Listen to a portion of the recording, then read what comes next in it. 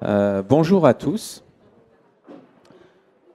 Donc, on va tranquillement commencer cet après-midi de conférence intitulée Mystère en terre de Rédé. C'est une après-midi de conférence organisée par deux associations, Terre de Rédé d'un côté, que vous connaissez, qui est basée à Rennes-le-Château depuis 1989. C'est la plus ancienne association de chercheurs gravitant autour de l'énigme de Rennes-le-Château. Et c'est organisé donc en partenariat avec Histoire et Mystère de l'Aude. Émilie présente ici va vous donner d'ailleurs le programme des conférences très riches d'Histoire et Mystère de l'Aude cet été. Donc cet après-midi, deux conférences au programme. La première avec André Douzé. André Douzé qui va nous parler des mystères de Bugarache et d'une figure non moins mystérieuse, celle de Daniel Bétex. Daniel Bétex, alors c'est une sorte, André va vous en parler, mais c'est vrai que c'est un personnage un peu mythologique, mythique. Certains sont même jusqu'à aller nier son existence, or il a existé. Ça, on peut en attester. Et Daniel a apporté d'ailleurs des documents assez exceptionnels. Dans le milieu castelrennais, on le sait, souvent on est accusé de fabriquer des faux, etc. Là, il y a les originaux, donc vous pourrez les voir pour la première fois. Et je remercie André de nous avoir fait confiance et d'avoir apporté ces pistes-là. Deuxième conférence de l'après-midi, Gino Sandri, qui va nous parler d'un livre qui a été déterminant dans le mystère de Rennes-le-Château. C'est L'Or de Rennes de Gérard de Sède. Tout le monde, je pense, a lu ce livre. C'est véritablement celui qui a déclenché la passion de nombreux chercheurs. Et c'est un livre qui a une genèse que très peu connaissent, qu'on commence à deviner à travers l'étude littéraire du texte. Et Gino Sandri donc, va nous parler de cette genèse de L'Or de Rennes. Il y aura un troisième intervenant, mais beaucoup plus court. Ça ne sera pas une conférence.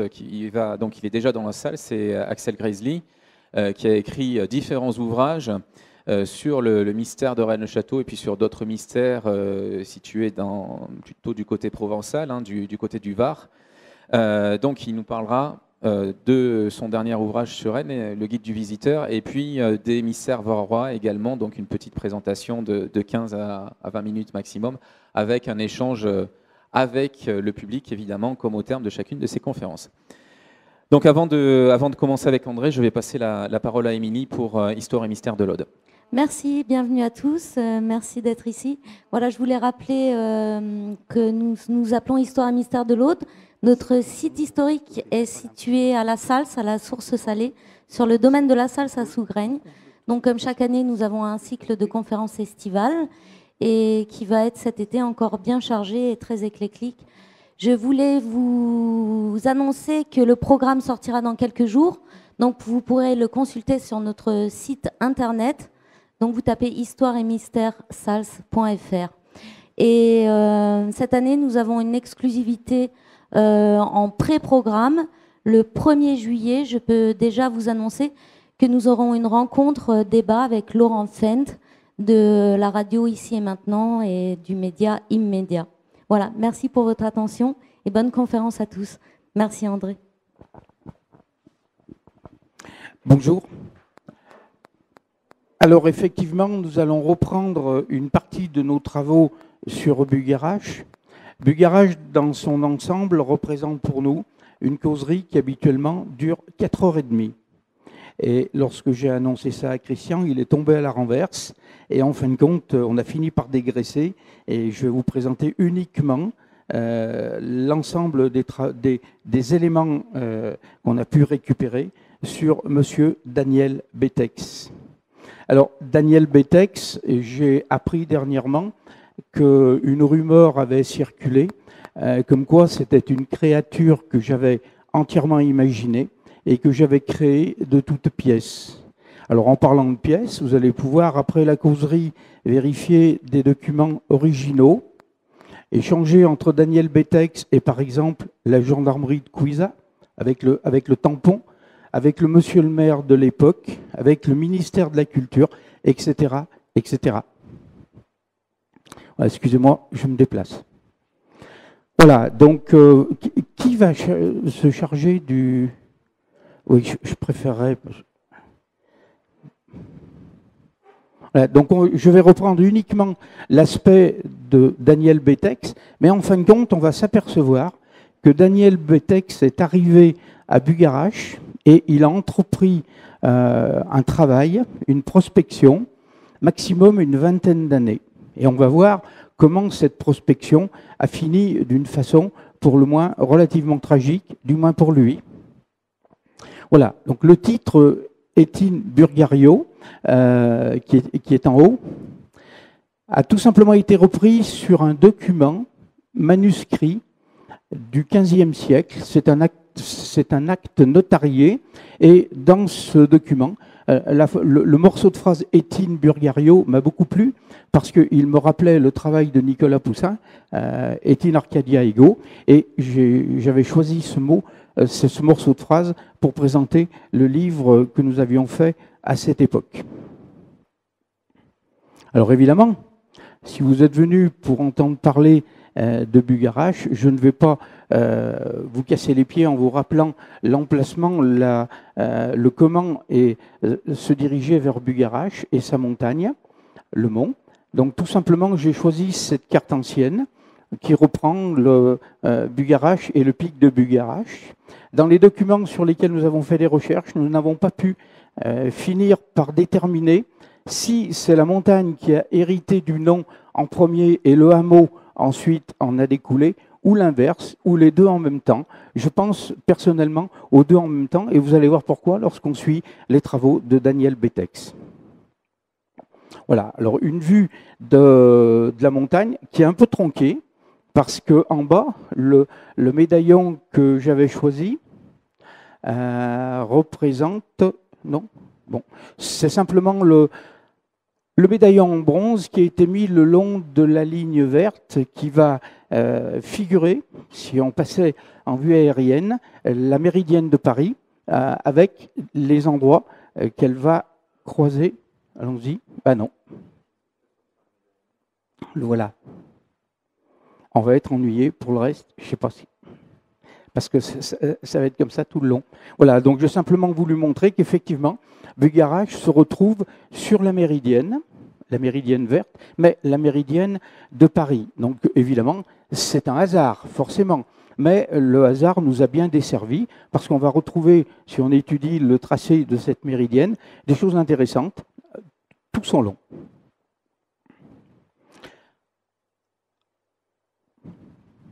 Voilà. Alors, cette photographie a été tirée des archives de Daniel Betex à son époque. Il est ressortissant suisse, hein, donc c'est un Helvète, et comme tous les hommes de ce pays, et puis de notre pays et de bien d'autres, il a été appelé sous les drapeaux suisses. Et là, il est en train de faire ses classes, et on a ici la plus ancienne photographie disponible, le représentant. Sur la droite,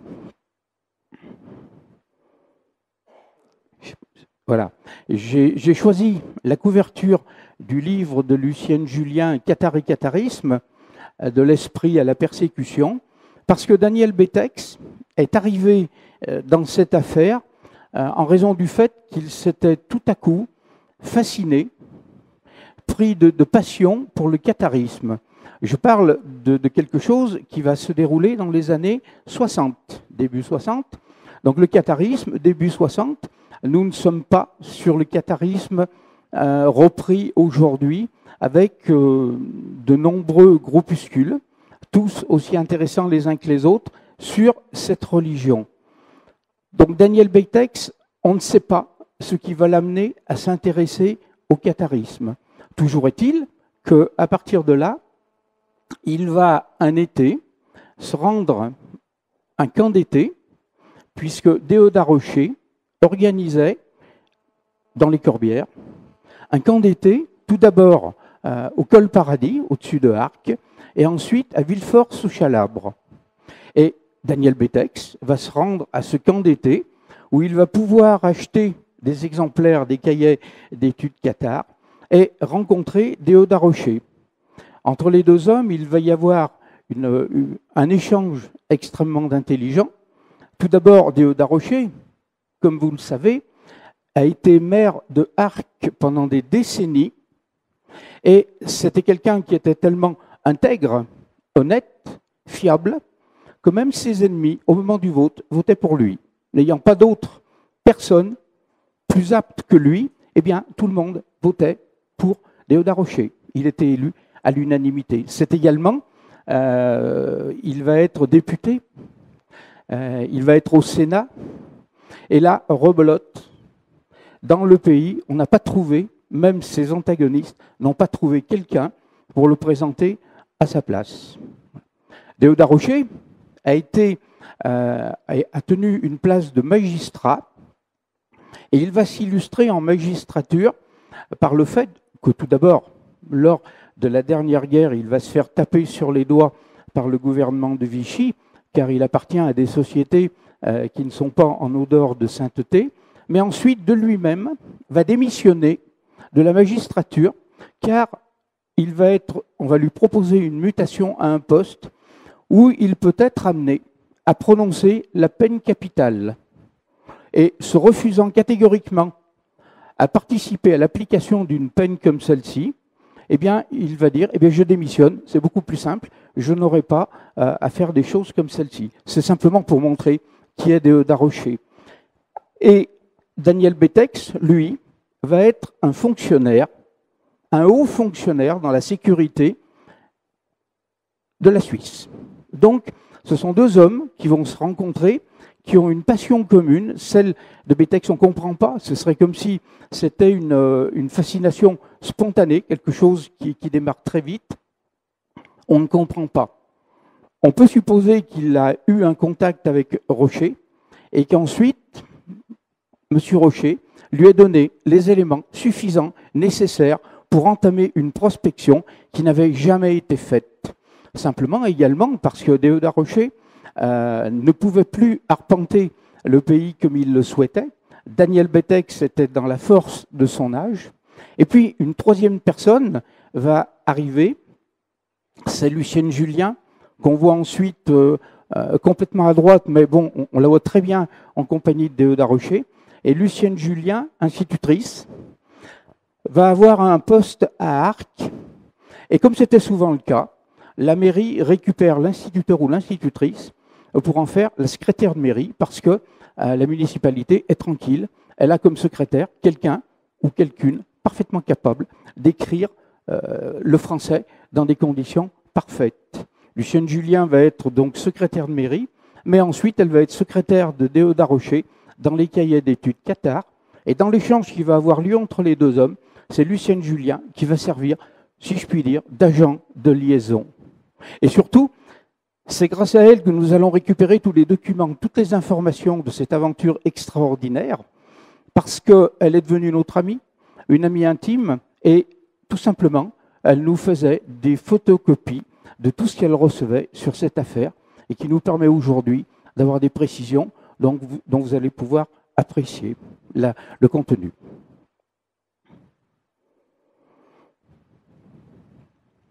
Voilà. Donc, Daniel Bétex, sur les conseils de Déodat Rocher, il va commencer évidemment une recherche beaucoup plus ancienne. Il va s'intéresser à la géologie.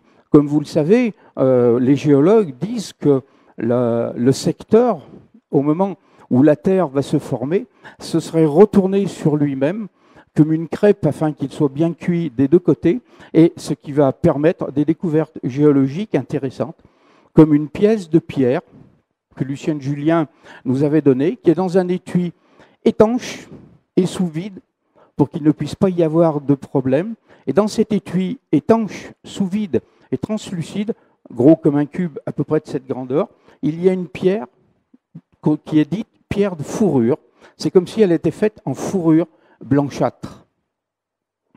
Et donc, cette pierre a d'abord cette particularité peu commune, mais ensuite, lorsque Lucienne l'a mise sur une balance, il y a de ça plus de 40 ans, on s'aperçoit sur une balance de grande précision, celles qui sont utilisées dans les laboratoires, pour aller jusqu'à des centièmes de grammes, eh bien on va s'apercevoir qu'avec le temps, cette pierre va augmenter son poids d'une façon imperceptible sur 1 an, 2 ans, mais sur 10 ans, 20 ans, 30 ans, elle prend environ 1 gramme. Il n'y a aucune explication géologique. C'était simplement pour faire un clin d'œil à cet aspect géologique de cette région, évidemment, des découvertes du néolithique, du préhistorique, est beaucoup plus ancienne, mais ce n'est pas le sujet aujourd'hui. Donc, bien entendu, Bétex va démarrer sur l'époque du Moyen-Âge, et puis le pont est bien connu des touristes, on va le retrouver sur Internet. Ce qui est beaucoup moins connu, c'est que ce pont va d'une rive à l'autre. C'est logique pour un pont. Ce sont des choses qui arrivent fréquemment à ce genre de construction. Mais le pont a été fait, et les Romains ne construisaient pas sans raison pratique. Ce pont desservait un chemin, une voie qui permettait de passer de la couronne de France à la couronne de Catalogne. Bugarach, mais l'ermitage de Galamus est partiellement du côté de l'ancienne couronne de France, et de l'autre côté, on va donner sur la couronne de Catalogne. Tout va changer au moment du traité de Corbeil et du rattachement des Pyrénées à la France. Mais à cette époque, au Moyen-Âge, c'est une frontière, c'est une limite, et Bétex va s'y intéresser parce que Rocher lui dit les Cathares cherchaient effectivement à fuir l'Inquisition, fuir le territoire de la couronne de France, et il n'y a pas beaucoup de chemin, et celui-ci étant très escarpé, jamais les soldats auraient supposé que les Cathares essayaient de franchir cette frontière pour aller de l'autre côté, où ils étaient nettement moins persécutés. Et c'est Bétex qui a dégagé ce morceau de chemin avec des marches, et nous l'avons retrouvé, nous savons où il est localisé. Étrangement, il n'apparaît sur aucune étude scientifique de cette époque. Restons encore un petit peu avec le catharisme. Alors vous reconnaissez tous cette stèle à gauche qui est une stèle Bogomil. Et bien entendu, celle du centre, je ne vous ferai pas l'injure de vous dire ce qu'elle est, bien entendu. Hein. De temps en temps, je vais faire des petits clins d'œil à Rennes-le-Château, à tout seigneur, tout honneur, bien entendu. Et au fond, la pierre qui est complètement à droite, si la salle était dans une obscurité complète, mais je pense que vous allez pouvoir la retrouver sur notre site, eh bien, on a là une pierre qui se trouvait sur le chemin et qui est une inscription dans une écriture Bogomil. Alors pourquoi j'ai choisi ces stèles Bogomil? Allons-y. Eh bien tout simplement parce que sur ce livre, la réponse va arriver. C'est un livre très intéressant. Boulgres et cathares, 2 brasiers, une même flamme. Hein, et il y a une possible étymologie du terme Bugarach avec un jeu de mots sur les bougres, les Bulgares, les Boulgres, donc les Cathares. Ce n'est qu'une étymologie possible, et je laisse l'entière responsabilité de cette possibilité à ceux qui étudient les langues. À côté, le petit dessin où on voit 2 personnages, c'est une légende folklorique assez mythique. Ce sont 2 personnages, Bug et Arach, qui au moment où la mythologie et où le territoire des dieux était beaucoup plus étendu, sont allés déposer le cahier de doléances pour se plaindre contre un dieu du vent terrible qui ravageait cette région. Bug et Arach, évidemment, vont donner Bugarach. Là aussi, je laisse au folklore la responsabilité de cette étymologie. Et j'ai voulu illustrer l'aspect cathare par cette croix discoïdale. Je vous rassure, cette croix discoïdale ne vient pas de cette région, mais elle illustre les autres croix discoïdales qui ont été retrouvées sur la région. Excusez-moi.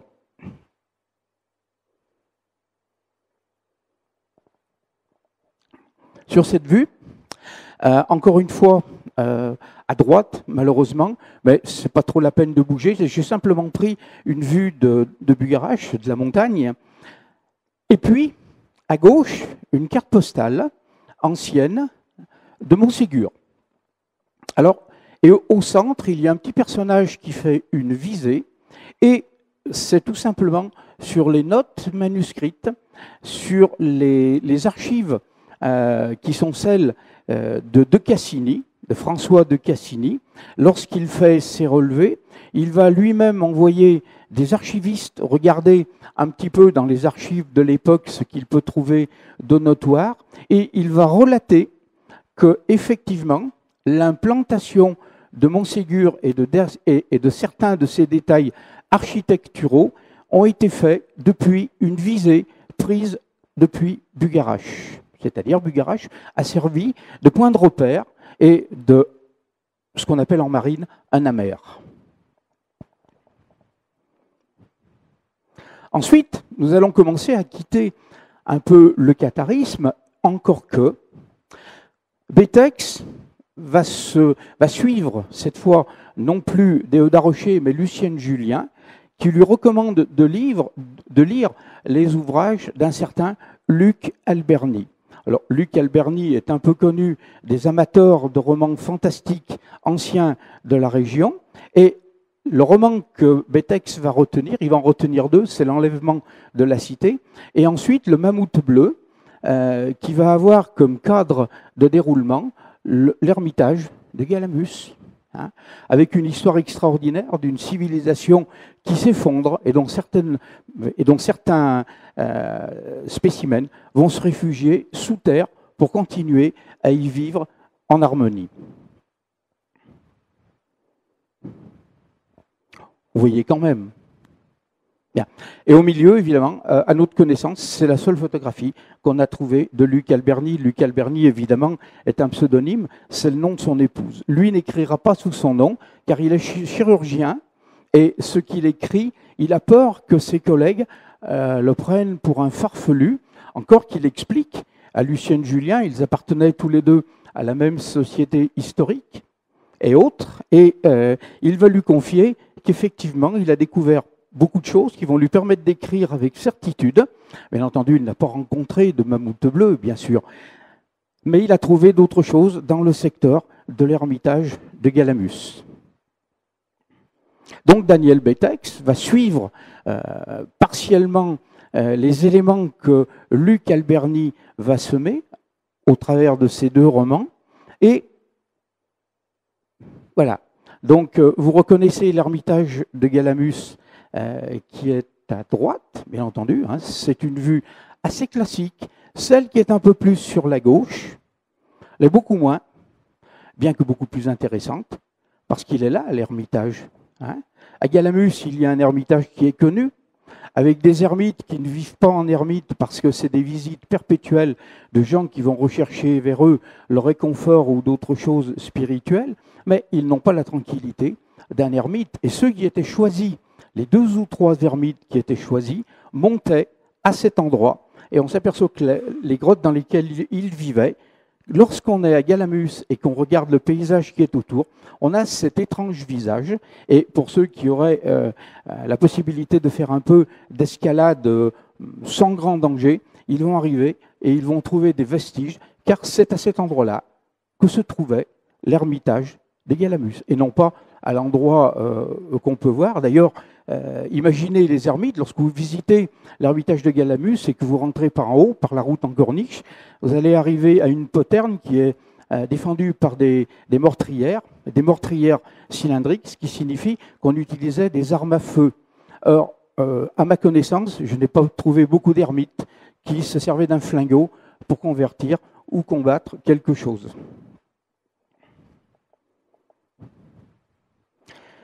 Voilà. Alors, il y a une histoire, un folklore. On voit très mal l'image qui est à droite, mais je pourrais vous la décrire très brièvement.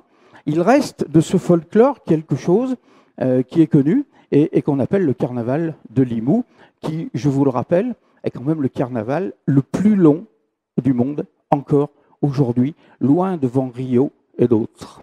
Évidemment, ce n'est pas du tout le même spectacle. Et tous les villages qui étaient autour de Limoux avaient, à un moment de leur histoire, dans le folklore de l'année, dans son symbolisme, un moment qu'on appelait la sortie des ermites. Donc évidemment, la sortie des ermites, à cette époque-là, était représentée par des conscrits et donnait très souvent libre cours à la fête. Hein. Ces jeunes hommes ne s'en privaient pas. C'était très bruyant, mais de tous ces lieux, Bugarache va participer à ce folklore, mais il n'y a qu'à Bugarache que la sortie des ermites va s'appeler la sortie de l'ermite. Il n'y en a qu'un. Alors j'ai repris l'ermite qui est sur les cartes postales et qui illustre ce religieux qui vivait en ermite à Bugarache, je l'ai repris. Il y a évidemment la montagne, et j'ai choisi ce côté de la montagne parce qu'il y a une rivière.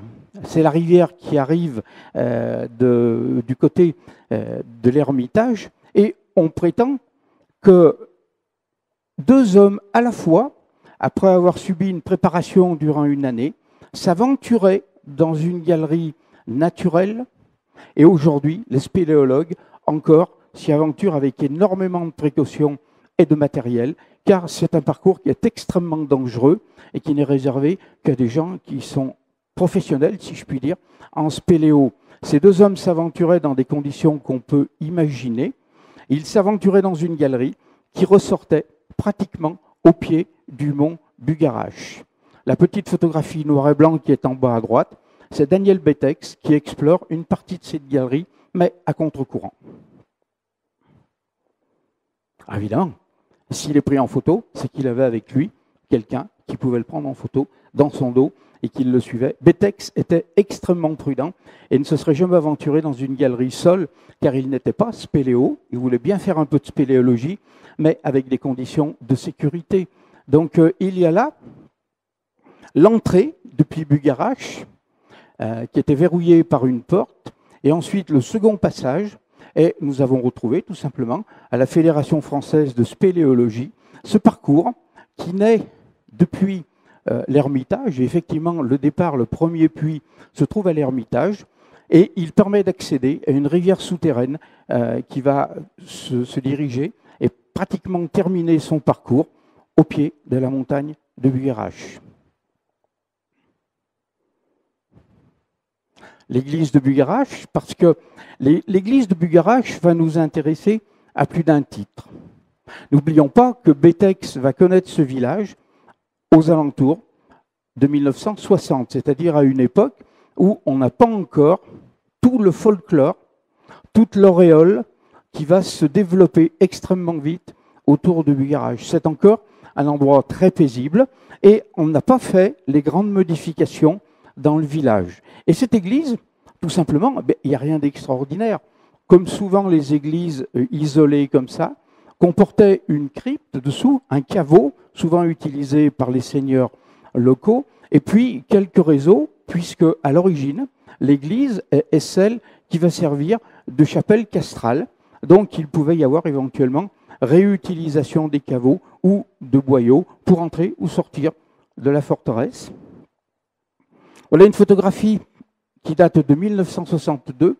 Et là, on est du côté de l'église, dans les ruines qui étaient légèrement au-dessus. Et dans ces ruines qui sont entièrement prises par la végétation, il y a l'entrée de ce boyau qui aujourd'hui, il existe toujours le boyau, mais il a été condamné. Et on imagine très bien pourquoi, parce que des gamins ou des gens pourraient s'y aventurer sans prendre de grandes précautions. Betex va rechercher toute cette partie souterraine de cette région.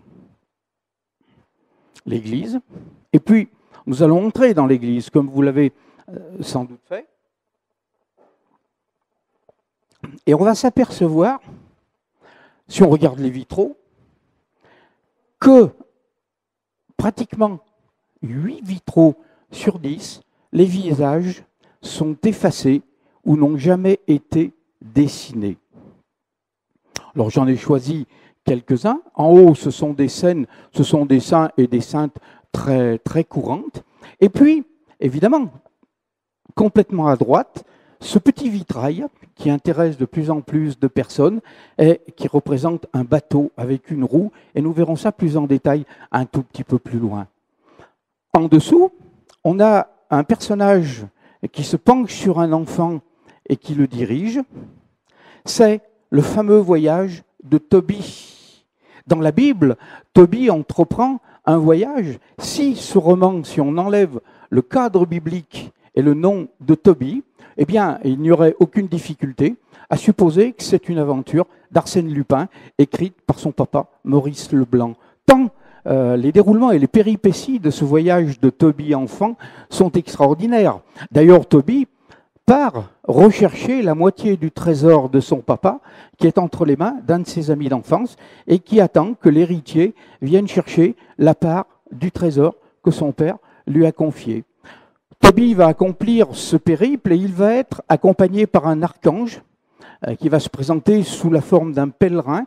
Et cet archange va le guider avec des choses extraordinaires qui vont permettre d'avoir une similitude, peut-être, entre les arêtes de poisson et le fameux manuscrit Saut-Pêcheur. Et surtout, à la fin, Tobie arrive effectivement vers l'ami d'enfance de son père et il s'aperçoit que son père lui donne effectivement la part du trésor plus les intérêts qui lui reviennent, mais tout le monde est triste. Et il demande quelle est la raison de cette tristesse remarquable. Et on lui apprend que l'ami d'enfance de son père a une fille qui est très belle et qui a été effectivement plusieurs fois demandée en mariage. Le père a accepté de donner la main de sa fille, mais catastrophe. Chaque fois qu'arrivait le moment de la nuit de noces, eh bien la mariée, très contente, attendait son époux dans la chambre nuptiale. Et lorsque celui-ci entrait, il poussait la porte, et derrière la porte, il y avait un démon qui le croquait. Et on nous dit, dans le récit de Tobie, le nom de ce démon, c'est Asmodée.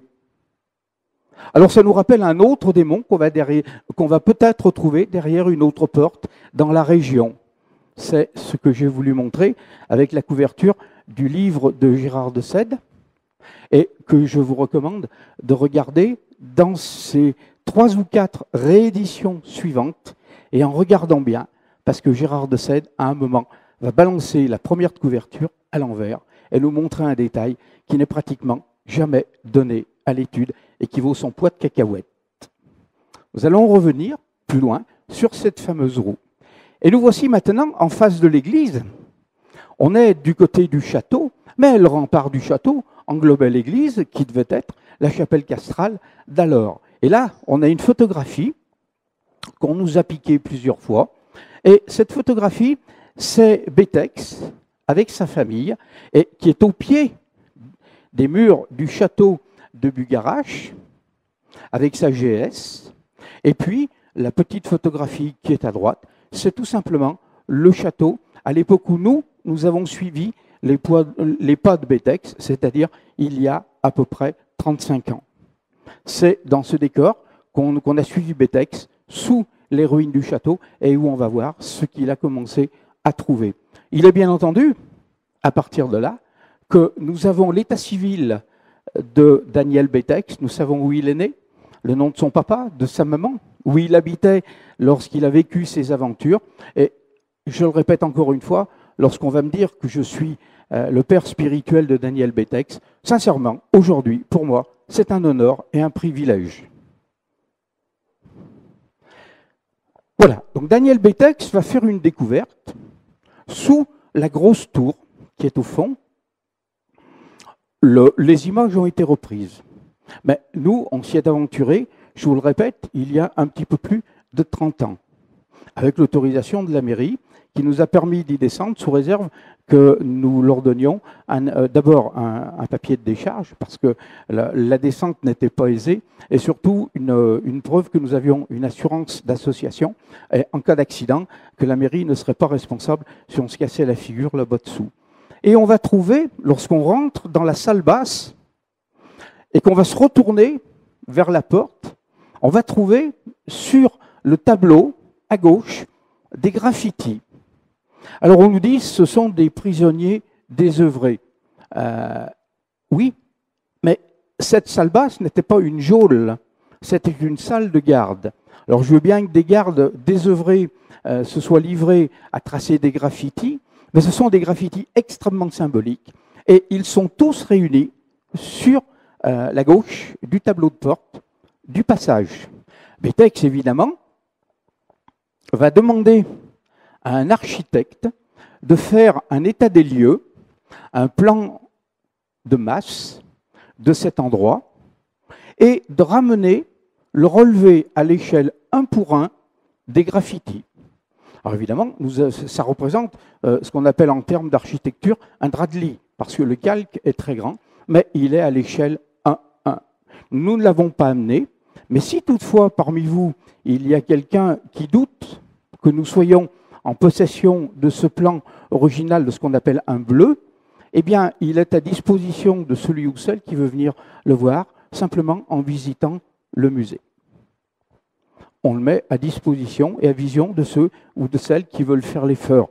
Alors, Betex va commander à un architecte le plan qui est ici, mais ils vont commander 2 autres, car il y a d'autres graffitis. Alors, on nous a piqué les images et on va les retrouver sur d'autres sites, mais je mets au défi ceux qui présentent ce plan de présenter les 2 autres plans, puisqu'ils prétendent qu'eux aussi les ont trouvés. Ils ont forcément trouvé les 2 autres qui vont avec. S'ils ne peuvent pas les montrer, c'est pas grave, au musée, nous le pouvons. Et surtout, nous avons l'identité et l'adresse de l'architecte qui a dressé ces plans avec un géomètre arpenteur, car Betex va non seulement faire une recherche sous le village, mais une autre dans la montagne, et qu'on ne va commencer à explorer qu'à la fin. Pardon. Excusez-moi. Excuse-moi. Voilà. Alors, on a, sur la partie du fond, on a le tracé de ce que l'architecte a fait en relevé 1-1. Donc, il n'y a pratiquement que des symboles. Et évidemment, la partie qui est à gauche, c'est nous qui avons repris, toujours à la même échelle, mais après on les a réduites, et nous les avons repris d'une façon plus lisible. L'ennui, c'est qu'il faut être dans une obscurité complète pour pouvoir lire le contenu de ces graffitis. On va noter qu'il y a quand même pas mal d'étoiles. Et puis, surtout, un détail qui est ici, qui nous intéresse, c'est ce triangle qui est cloisonné avec des points, et puis le petit bateau qui est ici. Alors, ce petit bateau, rappelez-vous déjà que le vitrail de l'église de Bugarache, celui où on nous dit, on ne sait même pas à quelle époque il a été mis, on n'a pas la date à laquelle il a été posé, par qui, on ne sait pas. Par quel généreux bienfaiteur a-t-il été payé, on ne sait pas. Il suffisait de chercher. Et on va s'apercevoir que tout ça a été fait dans les alentours de la famille à Betex. Y a-t-il similitude avec ce bateau? Je ne sais pas. Ça fait partie d'une suggestion de ce qu'on pense. Merci. Mais nous n'avons aucune preuve, effectivement, qu'il y a cause à effet à partir du vitrail et de ce petit bateau qui est sculpté sur ce tableau de porte. Allons-y. Vous vous souvenez de ce tracé? Il est là, tout au fond, en haut à droite. On a cet autre tracé, en haut à gauche, avec un cloisonnement pas tout à fait pareil, mais le système pyramidal, avec un cloisonnement avec des points. Pour ceux qui suivent nos travaux, ou ceux qui ne les suivent pas, mais qui s'intéressent à l'ordre du temple, ils ont déjà reconnu une partie des peintures du plafond de la commanderie de Monsonnès, bien sûr.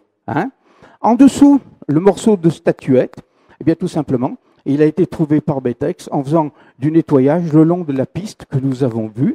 Quant à l'église qui est en bas, à droite, je ne pouvais pas mettre tous les éléments que nous avions. Nous avons également un triangle cloisonné de la même façon, dans un sommet, mais dans une église que nous autres, nous connaissons bien, que nous aimons beaucoup, c'est celle d'Aupoul, juste en dessous d'un endroit fort peu connu, et qui ne vous dit rien du tout, qui s'appelle Périlos. Voilà. Alors le bateau, voilà, nous en arrivons à ce fameux bateau. Alors on va trouver ce bateau qui ici est présenté au centre.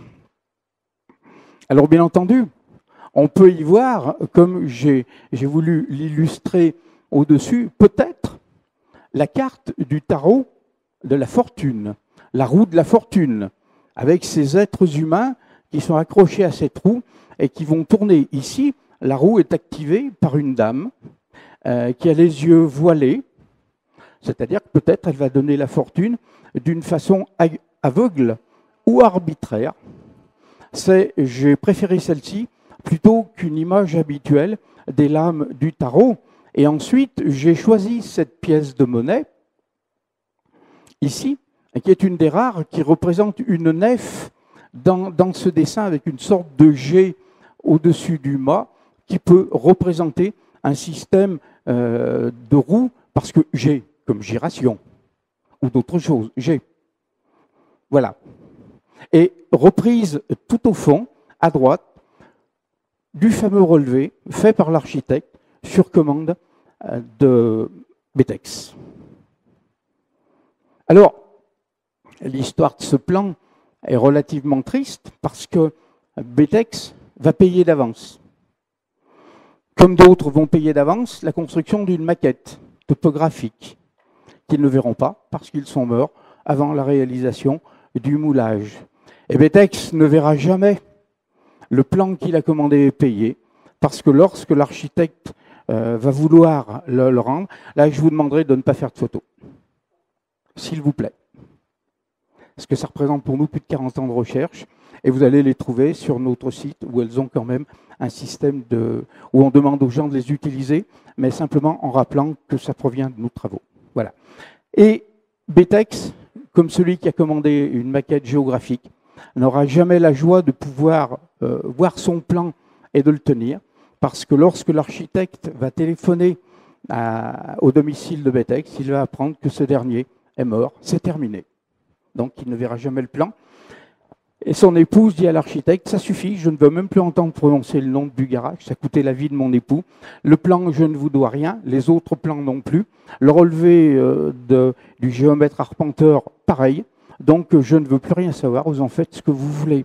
L'architecte, suivant cette volonté de Madame Betex, va en faire ce qu'il veut et remettre tous les exemplaires, ce qu'on appelle les bleus, les originaux sur calque, à Mademoiselle Lucienne Julien, qui lorsqu'elle verra que c'est l'heure pour elle de rejoindre un monde que je lui souhaite sincèrement meilleur, eh bien elle nous les a remis.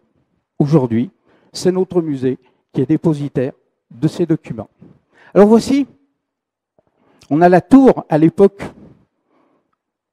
où nous avons suivi Betex là-bas dessous.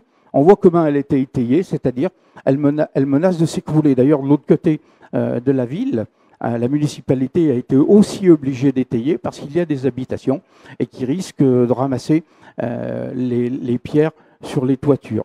On a cette bifurcation de souterrain à gauche et en dessous une autre galerie qui va partir. Ce sont ce que Betex avait trouvé sous la salle des graffitis.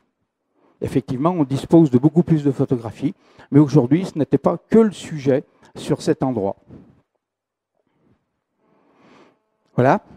Donc, Daniel Betex va s'occuper, nous avons vu qu'il va... Alors, nous tenons à votre disposition, pour ceux qui voudraient consulter les documents une fois que j'aurai terminé ma petite causerie, vous pourrez les consulter. Il y a un registre où il y a les photocopies, et l'autre, ce sont les originaux.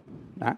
Donc, on va voir ce que Betex a effectivement découvert, mais surtout, on va s'apercevoir qu'il a fait ça dans la plus grande légalité, et tout le monde va donner son accord.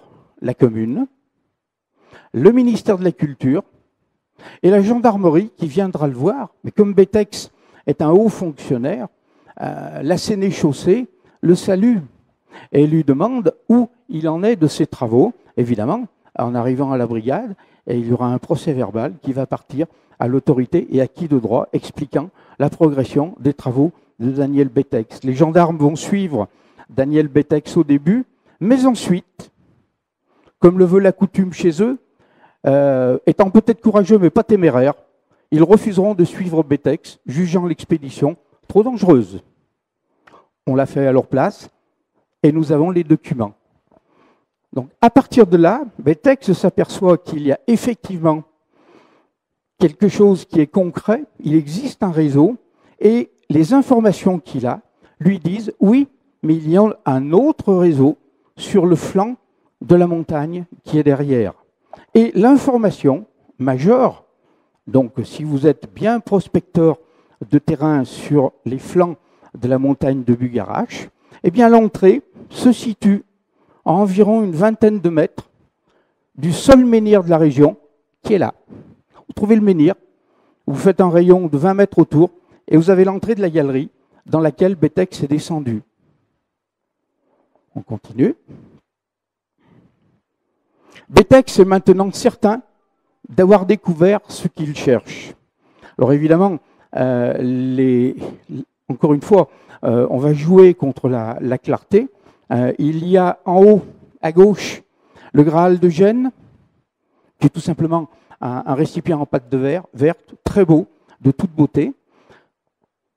Car Betex pense effectivement, il va peut-être trouver le Graal. Mais Betex est intelligent. La vision qu'il a de Graal, évidemment, l'imaginaire va se mettre en route et on va imaginer cette coupe absolument merveilleuse. Mais il va dire peut-être, est-ce un trésor monétaire? Nous allons en savoir un, et de belle façon, à Bugarache, de trésor monétaire. En haut, à droite, peut-être pense-t-il à un trésor de documents. Des documents très anciens, très importants. Découvrir des archives, quelquefois, c'est un trésor, ça a plus de valeur qu'un bon paquet de pièces d'or. Et en bas, une illustration que j'avais choisie pour illustrer l'Agartha, car à la fin, Betex prononcera ce mot, et Adéo da Rocher, et Lucien Julien. Il pensera sincèrement que la galerie qu'il va dégager va pouvoir le conduire à l'Agartha, ou en tout cas, en sera un passage important. Trésor, très brièvement, dans le document manuscrit que nous avons récupéré, et qui est aux archives, mais pas aux archives départementales de ce département. C'est ce qui explique qu'il a échappé à tous ceux qui ont cherché des trésors, tout simplement parce qu'il a été déplacé de Bugarache à un autre. Mais à cette époque-là, XVIe siècle, on fait appel à un notaire pour organiser le déplacement de ce trésor. Et le notaire, bien entendu, va choisir des muletiers, des hommes armés pour suivre ce trésor tout le long. Il arrivera à bon port, ce trésor. Mais surtout, nous avons la composition à une pièce prête de la charge des 9 mulets qui ont changé le trésor de place de Bugarache vers un autre endroit. Donc là, on n'est plus sur un trésor mythique, on n'est plus sur quelque chose d'imaginaire. Nous sommes sur un document authentique et qui n'est pas discutable. Alors, quel est le véritable trésor que Betex a envisagé? Je ne le sais pas. Et je dirais aujourd'hui, bien malin, qui pourrait répondre à cette question.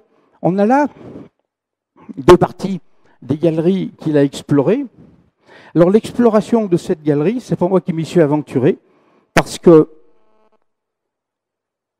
à l'image de la sénéchaussée dont dépendait Bugarache, je suis courageux mais pas téméraire. Et tout simplement, ce sont des spéléologues catalans qui ont bien voulu s'aventurer à notre place et qui ont ramené les deux photos couleurs, la photo noir et blanc et de Daniel Betex. On voit, surtout en haut, que la galerie a été retaillée. On n'est pas sur un boyau naturel. On a également la galerie qui est tout à droite, qui est une partie assez haute, plus haute qu'un homme, et surtout, au plafond, nos Catalans ont relevé cet étrange graffiti qui montre un arbre, puisqu'on voit les branches de l'arbre et ses racines, un mot ou une phrase dans un alphabet que je ne connais pas. Et deux autres illustrations, ce sont tout et pour tout les seuls dessins qui sont dans la galerie que Betex a dégagée. Betex va mettre plus d'1 an à dégager cette galerie. On y va. Voilà. Alors il y a beaucoup d'eau dans cette galerie, à un endroit. Et d'ailleurs, Betex dit qu'effectivement, il y a beaucoup d'eau, et il y a même plus encore. Et là, on a d'autres photographies, mais peut-être un jour, aurons-nous l'opportunité de présenter une suite, ou que sur ce sujet-là, et on va trouver carrément une véritable rivière souterraine qui n'est pas bouillonnante, qui a un débit important, mais qui n'est pas très rapide. Et Betex va mettre son imaginaire en flamme en nous disant qu'on peut se véhiculer sur cette rivière dans un bateau plat, donc ancien, et que de là, on va pouvoir aller ou revenir vers l'Agartha. L'Agartha, pour lui, à la fin, était devenue une obsession. Cette photographie au centre, qui montre des spéléologues et qui sont connus dans la région. Hein. Donc c'est eux qui nous ont donné l'autorisation de présenter cette image. Malheureusement, elle n'est pas très claire. On voit des fumerolles et eux ont fait plusieurs photographies. Et effectivement, il y a des fumerolles. On voit que les spéléologues ne sont pas incommodés par quelques gaz ou par quelques émanations. Betex, tout à l'heure, pour ceux qui voudront regarder les documents que nous avons amenés, Betex a fait faire une étude sur les possibilités de rencontrer une poche de gaz, puisse-t-elle être dangereuse pour l'être humain. Il y aura des analyses mais qui vont signaler des gaz, mais en quantité extrêmement minime, et en tout cas pas suffisamment important pour être dangereux pour l'être humain.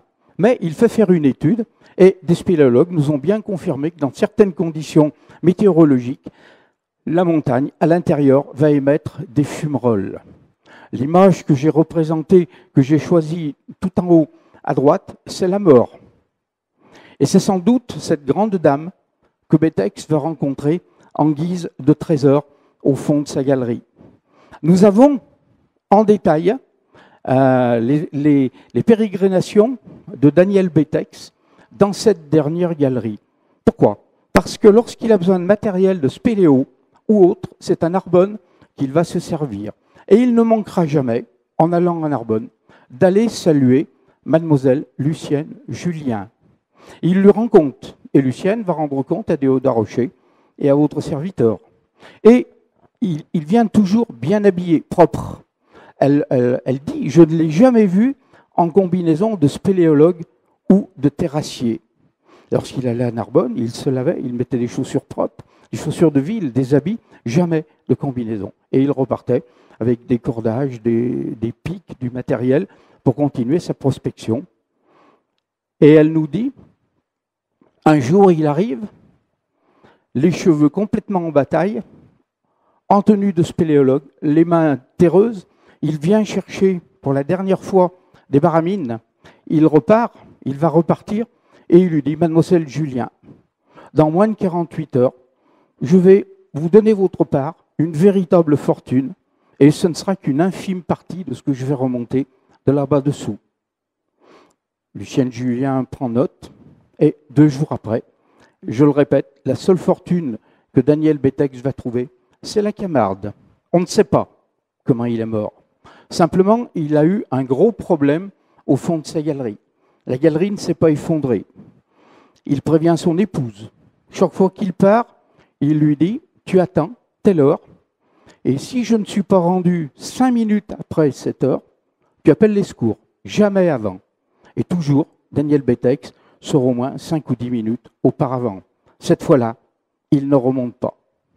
Elle n'entendra pas d'effondrement, il n'y aura pas de poussière qui remonte de la galerie comme si quelque chose s'était écroulé. L'heure est passée. Nous avons 2 versions. La version de la personne qui l'attendait à la sortie de la galerie et qui nous dit il n'est pas sorti. Ce sont les secours qui sont allés le chercher. On l'a remonté inanimé. On a pensé effectivement qu'il avait pu percer une poche de gaz et en être intoxiqué. Daniel Betex ne se réveillera jamais de son coma. Il va mettre 3 semaines pour mourir complètement déshydraté, sec comme un coup de trique. Deuxième version, beaucoup plus cocasse. C'est une dame de Bugarache qui nous dit qu'il est sorti complètement hébété. Elle pensait d'ailleurs qu'il avait bu pour fêter sa découverte. Il s'écroule dans son jardin, mort d'avoir trop bu. Bon, cette dame est très fiable, nous la connaissons, elle est charmante. Elle nous raconte également que les extraterrestres viennent l'honorer au moins 1 fois par mois. Alors à partir de là, je doute sur la véracité de ce qu'elle peut nous raconter à propos de Betex mourant dans son jardin au milieu des poireaux et des cerises. Voilà, pour moi, ça n'est pas cohérent. Je préfère la version où il s'écroule et où on ne pourra jamais le réveiller. Alors, il va être transféré d'abord à Carcassonne, puis à Toulouse, et ensuite sa famille va s'insurger en disant, eh bien, si les hôpitaux français ne sont pas capables de soigner notre parent, pas de problème, c'est un haut fonctionnaire, avion sanitaire, direction de la Suisse, où là, on va pouvoir le soigner. En Suisse, ils ne feront pas mieux que l'hôpital de Toulouse et de Carcassonne, et Daniel Betex mourra sec, déshydraté. Alors, j'ai choisi, effectivement, cette image fort connue de la mort qui emmène en barque les âmes des morts sur cette île qui représente la fin, c'est-à-dire l'endroit où les morts sont portés dans cette barque, puisque Daniel Betex était persuadé que cette barque, qu'il y avait la possibilité sur ce cours d'eau de pouvoir faire naviguer une barque. On dit. Voilà. Alors maintenant, on va reprendre, on va sortir un petit peu du contexte de Betex. On arrive à la fin, je vous rassure. Lucienne Julien, en haut à gauche, puisqu'elle était la correspondante, le contact, le lien entre Betex et Déodat Rocher. Et en dessous, comme Lucienne Julien était institutrice, elle se souvient d'une chose, photographie de la classe des garçons de Bugarache. Émouvant. Et oui, c'est surtout émouvant et triste pour l'instituteur, parce que l'école de garçons de Bugarache avait le redoutable record dans l'éducation nationale de noter, de compter le plus grand nombre de suicides par pendaison des instituteurs dans la salle de classe. C'est-à-dire que le matin, les gamins arrivaient et voyaient leur instituteur déguisé en cerise accroché aux poutres. L'école a fermé parce qu'il n'y avait pas de remplaçants. Les remplaçants disaient c'est bon, ils se mettaient en maladie lorsqu'ils étaient désignés d'office et l'éducation nationale a dû fermer l'école des garçons. Ah, évidemment, pourquoi? On ne sait pas. Peut-être que l'école était tellement triste que les instituteurs en devenaient neurasthéniques et décidaient de se supprimer par pendaison. On peut reprendre en haut l'image, en haut à droite, où on voit quelqu'un qui fait une visée. C'est les dernières visées qui ont été faites à partir de Bugarache pour la rectification de ce qu'on appelle le châssis.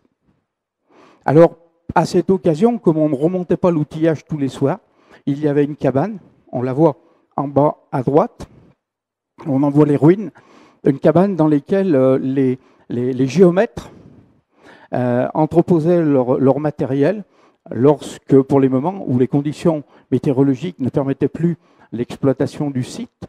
Et puis, là également, nous avons encore une notice extraordinaire. Et puis, au début du siècle dernier, c'est-à-dire aux alentours de 1930-40, eh bien, l'État va envoyer une mission topographique qui va monter et qui, en guise de mission topographique, a pour rôle de faire tomber la cabane, de détruire tous les points de repère qui contenaient les emplacements pour mettre les trépieds toujours au même endroit, et puis surtout, dans les ruines de cette cabane, de jeter plein de cailloux dans l'ouverture d'un aven qui y avait, nous disant, des chèvres, des chiens, des enfants, des chasseurs peuvent tomber. Évidemment, tout le monde sait que les petits bergers montaient faire paître leurs troupeaux tout en haut de la montagne de Bugarache. C'est bien connu encore aujourd'hui. Sottise. Toujours est-il que ce dernier vestige a été rayé de la carte topographique. On a les noms des personnes, bien entendu, des scientifiques qui ont participé à cette expédition punitive. Et puis, est-ce que je pouvais finir sans faire un petit clin d'œil à Jules Verne? Betex était fou de Jules Verne. Et puis d'un autre auteur. Mais Jules Verne. Et Jules Verne, pour nous intéresse beaucoup, parce qu'évidemment, qui ne s'est pas intéressé à Jules Verne, même étant enfant, simplement pour ses aventures qui nous permettent de partir en vol plané lorsque, pendant les grandes vacances, il pleuvait tout un après-midi ou tout un jour complet. On lisait Jules Verne et on voyageait. Mais pour nous, Jules Verne a beaucoup plus d'intérêt car les origines de sa famille correspondent à la région qui est la nôtre et qui n'a rien à voir avec la région parisienne. Alors évidemment, je vous ferai grâce, le Clovis d'Ardenteur, avec le capitaine Bugarache en haut, on ne pouvait pas faire autrement. Mais puisqu'on inverse une montagne et qu'on passe d'un moment à un autre, et que cette montagne, prise dans l'autre sens, nous montre d'importants filons de fer, j'ai trouvé amusant de faire un clin d'œil, puisque c'est inversé, à maître anti-fer. Mais faire et défaire, c'est faire quand même. Voyage au centre de la Terre, alors effectivement, on voit mal, encore une fois, je m'en excuse. Alors évidemment, la couverture, la première, c'est même pas la couverture, c'est l'affiche du film de cinéma, Prospection par des spéléos aujourd'hui.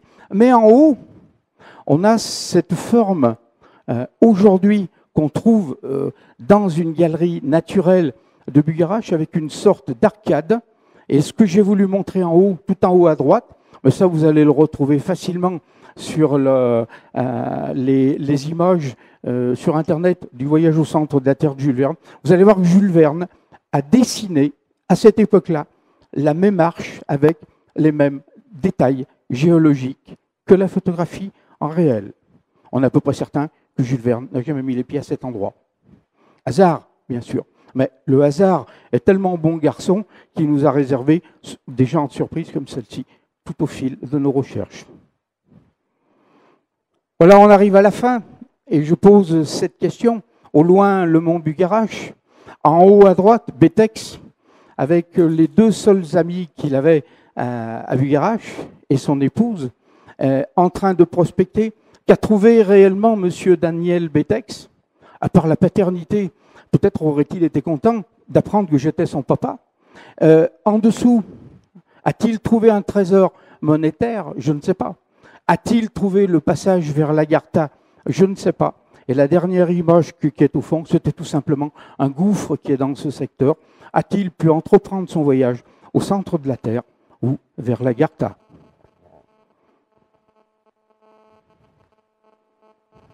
Voilà. Donc j'ai voulu reprendre là simplement la couverture de notre livre avec derrière une vue du mont Bugarach. À présent, non seulement je remercie sincèrement Christian Doumergue de nous avoir accueillis et de nous avoir permis de présenter ce petit travail, nous en présenterons d'autres peut-être à la suite. Je vous remercie de votre indulgence et de votre patience. Et si vous avez des questions, je me ferai un plaisir, dans la mesure où j'ai la réponse, d'essayer de l'apporter rapidement, succinctement, je sais.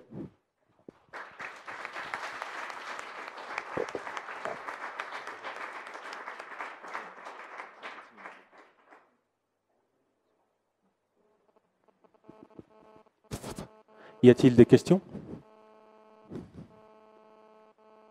Allez, la première est toujours la plus dure. On sait. De deux choses l'une, ou ce que je vous ai dit vous a convaincu et ça ne mérite pas d'autres questions, soit je vous ai prodigieusement cassé les pieds, vous n'avez pas envie de m'entendre un peu plus. Ah, j'arrive. Merci. Est-ce qu'aujourd'hui, avec tout ce qu'on sait médicalement, est-ce qu'on peut comprendre ce qui est arrivé à Daniel Betex, cette déshydratation? Comment ça peut se produire et par quelle... Non, il n'y a aucune explication. D'abord, explication, même aujourd'hui. Non, d'abord parce que l'épouse de M. Betex en a eu assez de cette histoire qui a fini par le décès de son époux dans des circonstances précisément inconnues, on n'a jamais su. Et évidemment, on ne sait pas ce que les Suisses ont fait de la dépouille de Daniel Betex, qui était quand même haut fonctionnaire, donc l'État a pu peut-être poser des questions ou s'en poser, mais on n'a jamais su s'il y avait autopsie, s'il y avait eu étude, et puis les choses ont été tellement vite. À cette époque, Carcassonne et Toulouse disent simplement qu'il s'est déshydraté pour une raison inconnue, et c'est tout. Mais enfin bon, il n'a pas traversé le désert, donc il n'y avait pas de raison évidente pour qu'il se déshydrate. On ne sait pas. Non, tant pis, c'est dommage. Question subsidiaire. Oui, vous avez parlé de votre arrivée au château, je crois il y a 30 ans à peu près, en parlant de la mairie, etc. Mais il y a 30 ans, le château n'appartenait pas à la mairie, qu'il l'a acheté qu'en 1996. Et donc je voulais savoir comment vous avez fait pour avoir, disons, les documents que vous avez eus à cette époque-là. Alors le château appartenait à M. Rouge. Et M. Rouge, nous le connaissions. Et néanmoins, lorsque nous y sommes allés, nous avons, puisque c'était en face de la mairie qui était en face du château, nous ne pouvions pas nous permettre de nous promener dans les ruines de ce château sans d'abord avoir à dire que nous allions photographier les graffitis. Et je ne sais pas si ce château, il y a 30 ans, n'appartenait pas à la mairie, mais la mairie a exigé de nous une décharge, parce que d'abord nous étions peut-être sur les terres communales, et nous a demandé de signer une décharge en attestant sur l'honneur disposer d'une assurance personnelle en cas de pépin. Donc à cette époque, je pense que la mairie avait quand même un œil, car il serait arrivé un accident. Vu qu'il n'y avait pas de barrière marquée propriété privée, défense d'entrée et danger, n'importe qui pouvait s'y aventurer. Donc la mairie a pris ce qu'on peut appeler une précaution d'usage. Je tiens quand même à rappeler quelque chose, c'est que une ou deux fois, des documentaires ont été faits sur l'affaire Bugarach, surtout à l'époque où il y a eu cette idiotie monumentale de fin du monde, et où un metteur en scène, un réalisateur, est allé voir la mairie en disant « Est-ce que vous étiez au courant de tout ça ?» Et le maire a dit « Non, non, je n'étais pas au courant, je ne savais pas. Si j'avais su ça, j'aurais des archives. » Le problème est qu'au moment où Betex fait ses recherches, Monsieur le maire est encore en train d'user ses fonds de culotte dans la classe du certificat d'études. Et je pense qu'en France, pour être maire, pour être le premier magistrat d'état civil d'une commune, il fallait à cette époque, puisque la majorité était à 21 ans, il fallait avoir 21 ans révolus et avoir fait son service militaire. Donc je ne pense pas que monsieur le maire pouvait répondre qu'à cette époque-là, il ne pouvait pas le savoir. On obtiendra la même réponse de la part de l'officier de la Sénéchaussée, qui va dire « Ah non, non, non, s'il y avait une telle chose, je le saurais. » Et surtout, si mes Pandores allaient saluer ce monsieur sur son site de fouille. Le problème est que nous avons le nom du commandant de brigade de cette époque et qui n'est pas celui d'aujourd'hui. Et rebelote, comme pour monsieur le maire, monsieur l'officier commandant cette brigade était sans doute en train de passer son certificat d'études aussi. Un gendarme ne peut pas être commandant de brigade à 13 ans, ou alors c'est une exception dont j'ignore le détail.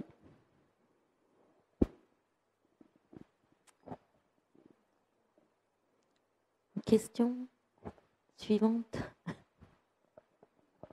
Oui.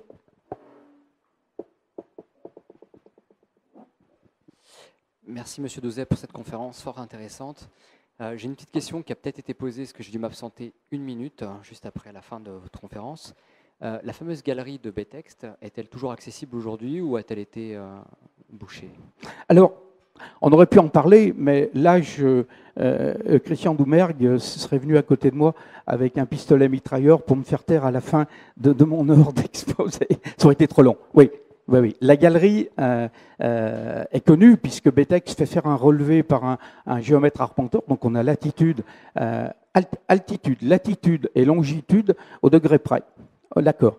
Ensuite, lorsqu'il y a cet accident et que Betex va payer de sa vie cette exploration, Lucienne Julien, qui a récupéré l'autorisation du ministère de la Culture et du ministère de l'Intérieur, parce qu'on est quand même sur un territoire, même s'il est communal, sur lequel l'État avait son mot à dire à cette époque. Et elle dit, voilà, notre ami, Daniel Betex, ayant entrepris des travaux avec votre autorisation, et elle donne les références, nous souhaiterions, au titre de notre association, je parle de la Société d'études et du souvenir Qatar, reprendre et poursuivre ces travaux. La réponse est sèche, claque comme un coup de fouet. En résumé, ça ne vous regarde pas, allez vous occuper des Qatars, et c'est fini. Plus personne ne mettra les pieds dans cette galerie. L'État, enfin de non-recevoir, va faire obstruer l'entrée de cette galerie avec du béton et des cailloux. Pas de problème, on sait que des spéléos catalans ont fini par repérer l'endroit et ont grignoté tout le long entre la paroi et l'obstruction et sont quasiment de l'autre côté. Donc on va savoir bientôt la suite de l'histoire. Merci. Merci beaucoup. Au cas où ça vous intéresse, on a d'abord les photocopies des documents dans un classeur, et les originaux, bien sûr, c'est plus intéressant. Et puis, si toutefois ça vous intéresse, nous avons les exemplaires qui nous restent sur le livre qu'on a écrit sur le sujet, le fameux Étienne Burgario. Merci.